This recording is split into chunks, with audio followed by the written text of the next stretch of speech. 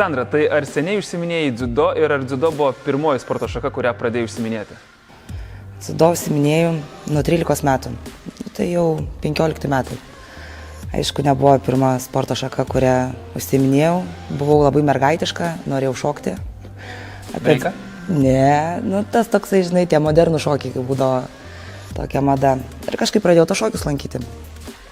Būtų kas nors gyvenime pasakė, kad atsirasiu čia, būčiau niekada nepatikėjus.